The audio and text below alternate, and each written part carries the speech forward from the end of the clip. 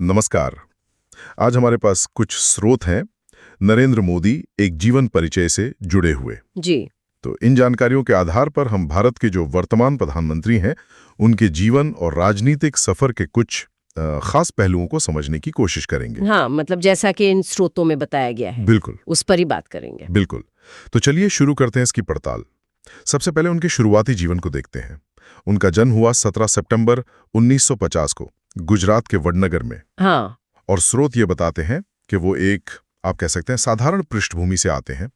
उनके पिता railway station पर चाय बेचते थे। जी। और ये बात अक्सर मतलब उनकी कहानी का एक अहम हिस्सा बताई जाती है। हाँ, उनकी राजनीतिक कहानी का बिल्कुल। सूत्र इस बात पर काफी जोर देते हैं कि कैसे ये साधारण शुरुआत जो है वो उनकी छवि से जुड़ती है, सही। एक तरह से आम आदमी वाली छवि बनाने में मदद करती है, ऐसा सूत्र बताते हैं। अच्छा, फिर आता है उनका राजनीतिक सफर। तो स्रोत कहते हैं कि युवावस्था में वो राष्ट्रीय स्वयंसेवक संघ मतलब आरएसएस उससे जुड़ गए थे। हाँ, जो एक सामाजिक सांस्कृतिक संगठन है। जी। और ऐसा कहा जाता है कि यहीं से उनके सार्वजनिक जीवन की शुरुआत हुई। बाद में वो भारतीय जनता पार्टी यानी बीजेपी में शामिल हुए। हाँ, और इन स्रोतों के हिसाब से देखें तो 1990 का जो दशक था जी। उसमें बीजेपी में उनका कद धीरे धीरे बढ़ने लगा। अच्छा। और फिर 2001 में वो गुजरात के मुख्यमंत्री बने और वहां वो 2014 तक रहे। काफी लंबा कार्यकाल गुजरात में। हाँ, बहुत लंबा। और ये जो गुजरात वाला दौर है ये उनके राष्ट्रीय राजनीति में आने के लिए काफी महत्वपूर्ण माना जाता है, जैसा ये दस्तावेज इशारा करते हैं। और फिर 26 मई 2014 को वो भारत के प्रधानमंत्री बने और 2019 में दोबारा चुने गए। जी। उनके प्रधानमंत्रित्व काल में कई बड़ी नीतियां भी आईं। सूत्र कई योजनाओं का जिक्र करते हैं, जैसे मेक इन इंडिया, हाँ, डिजिटल इंडिया, स्वच्छ भारत अभियान, और एक और जिसका खास जिक्र है वो है जन धन योजना। हाँ, जन धन योजना, जिसके तहत कहते हैं करोड़ों बैंक खाते खोले गए। जी। और स्रोतों में से वित्तीय समावेशन मतलब फाइनेंशियल इंक्लूजन उसकी दिशा में एक बड़ा कदम बताया गया है। निश्चित रूप से। और आर्थिक मोर्चे पर अगर देखें तो दो बड़े फैसले हैं जिनका जिक्र इन स्रोतों में काफी प्रमुखता से मिलता है। कौन से?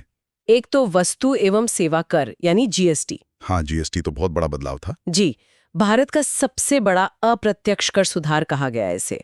और दूसरा 2016 की नोटबंदी। ओहो, नोटबंदी। हाँ, जब वो 500 और 1000 रुपए के नोट चलन से हटाए गए थे। बिल्कुल। सूत्र बताते हैं कि इन कदमों के पीछे उद्देश्य थे, जैसे काले धन पर रोक लगाना, अर्थव्यवस्था को थोड़ा फॉर्मल बनाना वगैरह। हाँ, ये बातें कही गई थी। हालांकि उनके असर और नतीजों पर काफी बहस हुई है, विश्लेषण हुआ है, जिसका जिक्र इन पेपर्स में भी है। ये तो है।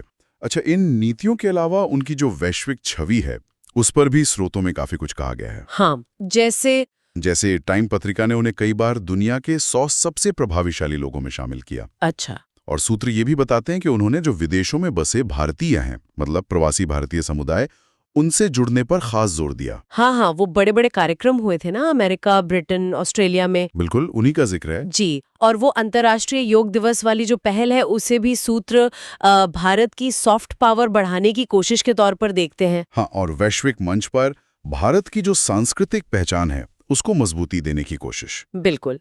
ये दिखाता है कि उनकी विदेश नीति मतलब काफी सक्रिय और मुखर रही है, जैसा इन स्रोतों से लगता है। सही। अच्छा, सूत्रों में कुछ उनके व्यक्तिगत पहलुओं का भी जिक्र है, वो भी काफी दिलचस्प हैं। जैसे कि उन्हें अक्सर बहुत मेहनती बताया गया है, यहाँ तक कि वर्कहॉलिक शब्द का इस्तेमाल भी हुआ है। अच्छा, हाँ, ये सुना है। और ये भी कि वो एक बहुत ही अनुशासित दिनचर्या का पालन करते हैं। इसी से जुड़ा एक और पहलू जो सूत्र बताते हैं वो है उनका शाकाहारी होना। हाँ। और नियमित रूप से योग और ध्यान। हाँ। और सोशल मीडिया पर भी उनकी मौजूदगी काफी सशक्त रही है। ओह हाँ, वो तो है। ट्विटर वगैरह पर उनके फॉलोअर्स बहुत ज्यादा थे। जी, एक समय वो ट्विटर जैसे प्लेटफॉर्म पर दुनिया के सबसे ज्यादा फॉलो किए जाने वाले नेताओं में से थे। सूत्र यही बताते हैं कि संचार के जो ये नए माध्यम है उनका उन्होंने भरपूर इस्तेमाल किया। तो अगर हम इन सभी स्रोतों को देखें तो हमने नरेंद्र मोदी के जीवन के कुछ अहम पड़ाव देखे हैं। जी। वडनगर की वो साधारण शुरुआत, हाँ, वहां से प्रधानमंत्री पद तक का सफर, फिर उनकी कुछ प्रमुख नीतियां जिनका जिक्र इन दस्तावेजों में बार बार आता है। बिल्कुल। और उनकी वैश्विक पहचान बनाने की जो कोशिशें रहीं वो भी। हाँ। इन सारी जानकारियों को अगर एक साथ रखकर देखें तो एक ऐसे नेता की तस्वीर उभरती है जिसने इन स्रोतों के अनुसार अपनी राजनीतिक रणनीति पर, नीतिगत फैसलों पर और अपनी व्यक्तिगत छवि बनाने पर काफी ध्यान केंद्रित किया है। सही। उनकी जो कार्यशैली है और संवाद का तरीका है वो आधुनिक भारतीय राजनीति में हमेशा चर्चा का विषय रहा है। सही कहा। और जाते जाते श्रोताओं के लिए एक सवाल छोड़ जाते हैं। जी। ये भी इन स्रोतों से ही निकला हुआ लगता है। क्या किसी नेता की जो व्यक्तिगत आदतें होती हैं, उनका अनुशासन, जैसे कि वो सख्त दिनचर्या या योग ध्यान, क्या इन चीजों का उनके नेतृत्व करने के तरीके पर, उनके राजनीतिक फैसलों पर वाकई कोई असर पड़ता है?